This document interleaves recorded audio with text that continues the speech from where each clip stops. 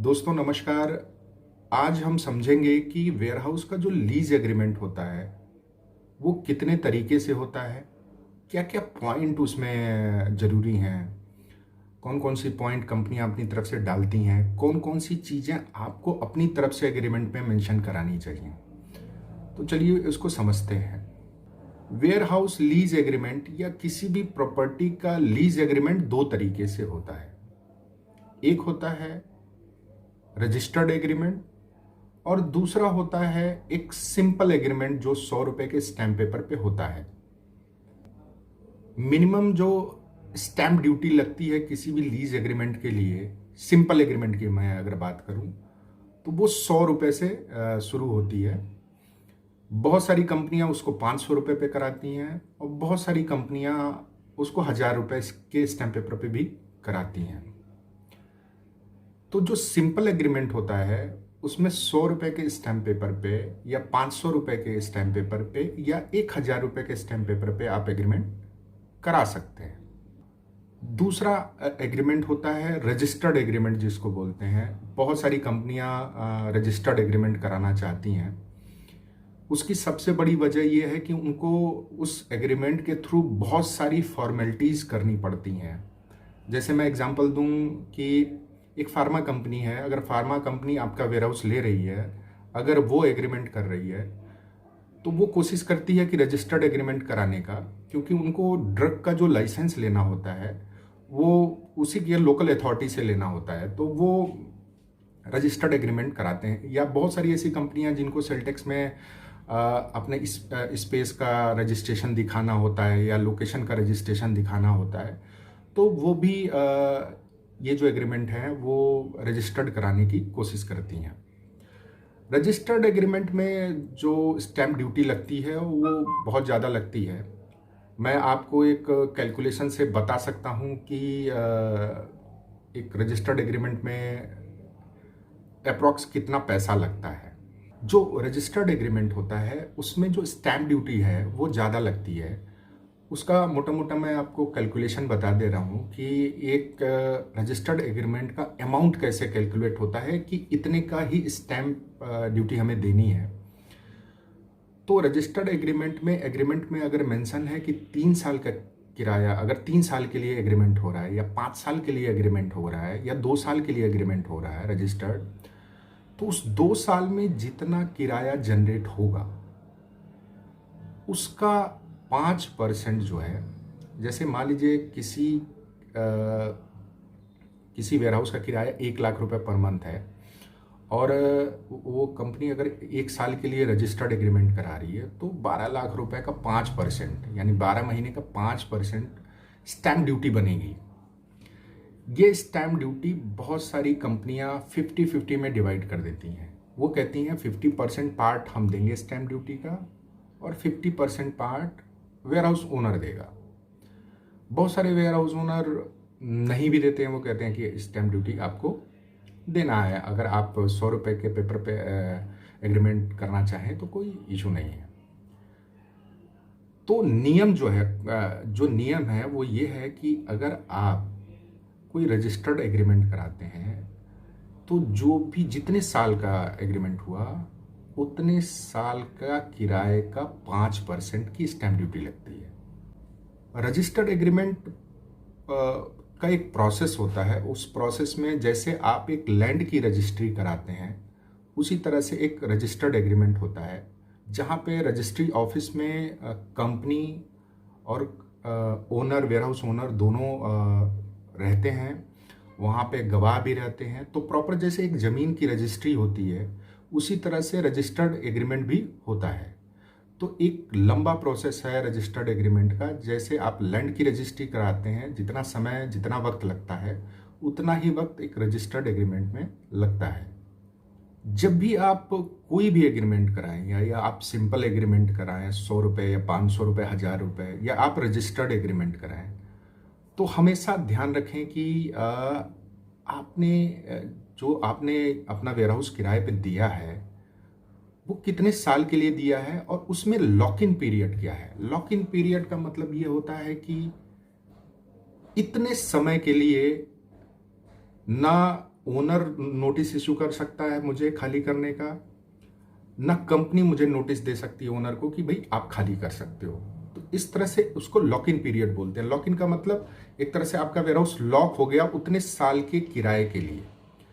तो हमेशा ये ध्यान रखिए, जब भी आप कोई एग्रीमेंट करते हैं तो उसमें लॉक इन पीरियड का जरूर ध्यान रखें। इससे आपको फायदा होता है कि मान लीजिए आपने किसी कंपनी के लिए वेयरहाउस बनवाया और वो वेयरहाउस वो साल में 2 साल में छोड़ के चले गए, तो आपका नुकसान हो जाएगा। तो हमेशा जब भी कोई एग्रीमेंट करें या बात करें, हमेशा कंपनी से पूछें कि जो एग्रीमेंट हो रहा है सर, उसमें लॉक इन पीरियड क्या है। दूसरा सबसे इंपॉर्टेंट चीज ये है कि नोटिस पीरियड क्या है। अगर कोई कंपनी आपके पास आती है और कहती है मैं आपके वेयरहाउस का 10 साल का लीज करता हूं या 10 साल का एग्रीमेंट करता हूं, तो उस एग्रीमेंट का कोई मतलब नहीं है। अगर उस एग्रीमेंट में कंपनी ने ये क्लॉज डाल दिया है कि हम 2 महीने का नोटिस पीरियड सर्व करेंगे आपको, तो बहुत ध्यान देने वाली बात है कि जब भी आप एग्रीमेंट बनाएं या ड्राफ्ट कॉपी आप जब भी डिस्कस कर रहे हो, तो नोटिस पीरियड का ध्यान रखिए। नोटिस पीरियड अगर उसने 2 महीने डाल दिया तो कभी भी किसी भी समय का वो 2 महीने की नोटिस आपको दे के वेयरहाउस खाली कर देगा, तो आपका नुकसान हो जाएगा। तो जहां लॉक इन होता है वहां नोटिस पीरियड उसके बाद सर्व होता है। यानी कि अगर 2 साल का लॉक इन है तो नोटिस पीरियड 2 साल के बाद उस क्लॉज में आएगा कि हाँ 2 साल के बाद हम आपको इतने दिन का नोटिस देके वेयरहाउस खाली कर सकते हैं।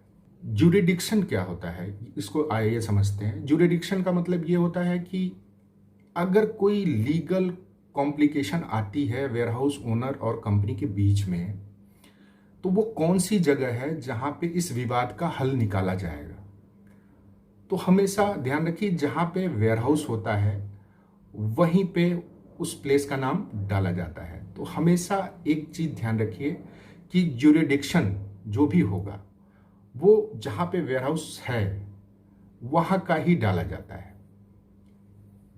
ये ध्यान रखने वाली बात।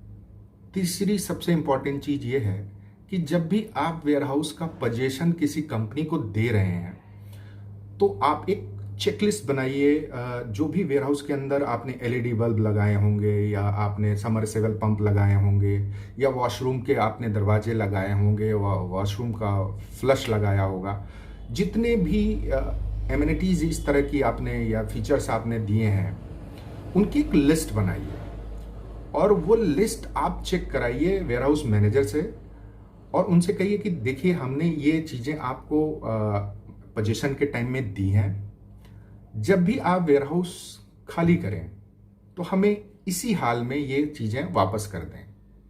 इससे क्या होता है, वो चेकलिस्ट हमेशा एग्रीमेंट के साथ रहती है और जब भी कोई कंपनी वेयरहाउस खाली करती है तो आप जाके अपनी चीज़ों को देख सकते हैं। मैंने तो बहुत सारे ऐसी जगहों पे देखा है कि जहाँ पे चेकलिस्ट नहीं बनी, वहाँ पे वॉशरूम के दरवाजे टूटे हुए हैं, फ्लश खराब है, एलईडी बल्ब खराब हो गई।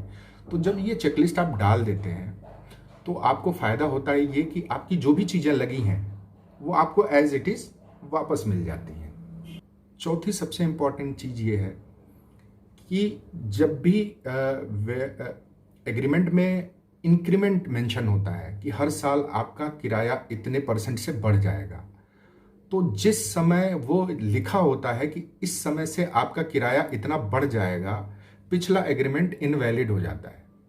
तो हमेशा ध्यान रखिए कि वो क्लॉज आपको डालना होगा कि जैसे बहुत सारी कंपनियां अगर लॉक इन पीरियड देती हैं तो वो कहती हैं हम 3 साल में 15% का आपको इंक्रीमेंट करेंगे। तो यानी कि 3 साल बाद आप एक नया एग्रीमेंट बनाते हैं नए अमाउंट के साथ। तो हमेशा ये ध्यान रखिए कि जब भी नया अमाउंट शुरू हो जाता है एग्रीमेंट में या उस ईयर में शुरू हो जाता है तो फिर से एक नया एग्रीमेंट बनता है। बहुत सारे लोग पुराने एग्रीमेंट में ही 5% इंक्रीज करते जाते हैं और नया एग्रीमेंट नहीं बनाते हैं। तो ये ध्यान रखिए कि जब भी आपका इंक्रीमेंट हुआ, जिस समय से वो एप्लीकेबल हुआ, फिर वो एक नया एग्रीमेंट बनता है, उस नए एग्रीमेंट पे नया अमाउंट मेंशन होता है और उसके बाद वो कंटिन्यू होता है। तो ये भी एक ध्यान रखने वाली बात है। अब बात करते हैं कि रजिस्टर्ड एग्रीमेंट में और जो सिंपल 100 रुपये या 500 रुपये 1000 रुपये के स्टैम्प पेपर में के एग्रीमेंट में अंतर क्या होता है। देखिए, मेरा जो एक्सपीरियंस है उस हिसाब इसमें अंतर कुछ होता नहीं है। अगर किसी को लिटिगेशन करना है तो वो 100 रुपये के स्टैम्प पेपर पे भी कर सकता है। मैं आपको एक किस्सा बताता हूँ। मेरे ही टाइम पे एक किस्सा हुआ था। एक बहुत बड़ी कंपनी थी इंडिया की, तो उनकी कुछ हालत ख़राब हो गई और वो बैंकरप्ट हो गए, सरकार भी उनके पीछे पड़ गई। तो उन्होंने क्या किया, उन्होंने वेयर हाउस ओनर तो उनसे किराया मांग ही रहे थे, तो उन्होंने ये कह दिया कंपनी से कि देखिए हमारे पास अभी देने को किराया नहीं है और आप कोर्ट से खाली करा लीजिए हमारा वेयर हाउस। अभी तो हम खाली भी नहीं कर सकते क्योंकि हम अपना स्टॉक रोड पे तो ले नहीं जाएंगे। तो उसमें ओनर क्या कर सकता है, अगर कोर्ट गया तो कोर्ट अगर कह देती है वेयर हाउस पे अगर ताला लग जाएगा तो उसका रेंटल रुक जाएगा। तो ओनर बड़ा इन सब चीज़ों में बहुत सोच समझ के इसमें डिसीजन लेने की ज़रूरत है।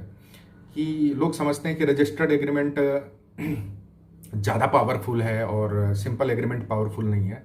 तो ये सब कहने की बातें हैं। कोर्ट दोनों को मानता है और कंपनियां किसी को भी चैलेंज कर सकती हैं। तो उस केस में काफ़ी दिक्कत हुई थी। ओनर को बाद में कंपनी ने किसी तरह से किराया दिया, वो मामला बाद में सेटल हुआ। लेकिन ऐसी कॉम्प्लिकेशन आती हैं, ये ध्यान रखने वाली बात है। तो वो आप रजिस्टर्ड एग्रीमेंट करें या 100 रुपये के स्टैम्प पेपर पे करें, आप कोर्ट में दोनों ही चैलेंज किए जा सकते हैं और कोर्ट उस पर। और ओनर को मैं ये रिक्वेस्ट करूंगा कि कभी भी इन सब लिटिगेशन में ना फंसें, क्योंकि होता क्या है कि अल्टीमेटली ओनर का ही नुकसान होता है।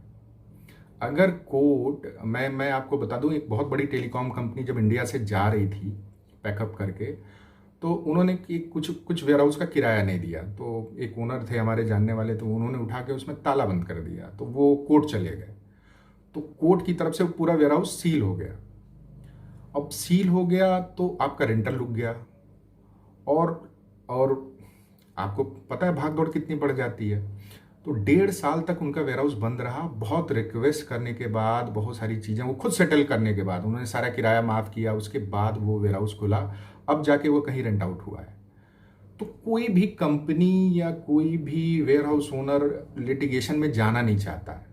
कंपनी की तो एक बहुत बड़ी लीगल टीम होती है, उनकी पूरी टीम ही यही सब देखती है, तो उनके लिए बहुत ज़्यादा ये मायने नहीं रखता। बट एक ओनर जिसने इतने मेहनत से एक वेयर हाउस बनवाया है, अगर उसके साथ कुछ लिटिगेशन आता है तो दिक्कत होती है। तो मेरा वीडियो बनाने का सिर्फ ये मकसद है कि आपको पता होना चाहिए कि एग्रीमेंट में क्या क्या चीज़ें होती हैं, इससे आपको फ़ायदा होगा। और कुछ खास पॉइंट होते नहीं है एग्रीमेंट में। अगर इन 4-5 चीज़ों का आप ध्यान रखते हैं तो आप एक बेहतर लीज एग्रीमेंट बना सकते हैं और आपको बहुत ज़्यादा दिक्कतों का सामना नहीं करना पड़ेगा। होता क्या है, कंपनियां या कोई भी जो भी आपसे लीज पे लेता है, उनका एक सेट फॉर्मेट होता है। उस सेट फॉर्मेट पे वो प्रिंट आउट निकालते हैं, आपसे साइन करा लेते हैं। तो आप इन 4-5 पॉइंट पे ज़रूर डिस्कशन करें कि सर मेरा लॉक इन पीरियड क्या है, सर मेरा जो भी चीज़ें लगी हैं वेयर हाउस के अंदर उनकी लिस्ट कहाँ है, नोटिस पीरियड क्या है, अगर लॉक इन है, लॉक इन के बाद नोटिस है। तो इन सब चीज़ों को वेरीफाई ज़रूर करें, आपको हमेशा फ़ायदा मिलेगा इन सब चीज़ों से।